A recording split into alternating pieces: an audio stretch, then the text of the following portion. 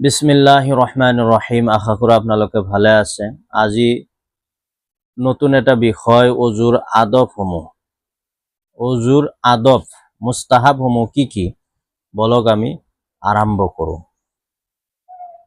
অজুর মুস্তাহাব কেইটা আর কি কি? অজুর আদবসমূহ হল 10টা 12টা। অজুর আদব মুস্তাহাব 12টা। 1 নম্বরে নামাজর সময় হওয়ার আগতেই অজু করা। 1 নম্বরে কি? নামাজর সময় হওয়ার আগতেই কি করা? অজু করা। এটি হল অজুর আদব মুস্তাহাব। 2 নম্বরে প্রত্যেক অঙ্গ ধোয়ার আগতে বিসমিল্লাহ পাঠ করা। প্রত্যেক অঙ্গ কুলি করার আগত বিসমিল্লাহ পাঠ করা, নাকত পানি দিওতে বিসমিল্লাহ পাঠ করা, মুখমণ্ডল ধুতে বিসমিল্লাহ পাঠ করা, হাত ধুতে বিসমিল্লাহ পাঠ করা। এটি হল অজুর ভিতরত মুস্তাহাব।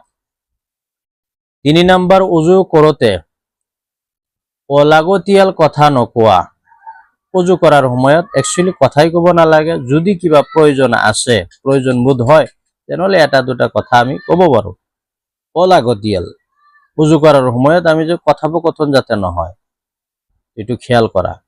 4 নম্বর হাতৰ খাৰু বা আঙুঠি ভৰি খাৰু বা আদি পিণ্ডা থাকিলে লৰচৰ কৰি ধোৱা। হাতৰ খাৰু বা আঙুঠি ভৰিত বা হাতত পিণ্ডা থাকিলে লৰচৰ কৰি ধোৱা অজুৰ ভিতৰত মুস্তাহাব। 5 নম্বৰ জোৰকৈ মুখত পানী মাৰিব নালাগে। অজুৰ ভিতৰত মানুহে অজুখানাত দেখা পোৱা যায় মাজে সময়ে জোৰকৈ পানী মাৰে। এটু অজুৰ ভিতৰত মুস্তাহাব নহয়, মাকরুহ হয়।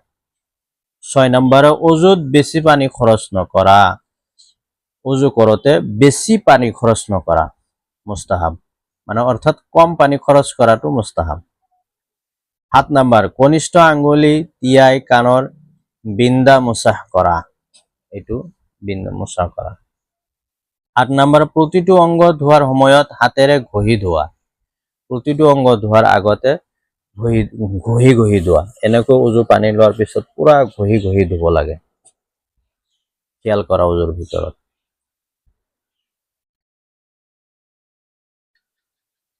9 নম্বরে অজুর শেষত দৰুদ শরীফ পাঠ করা। অজুর শেষত দৰুদ শরীফ পাঠ করা।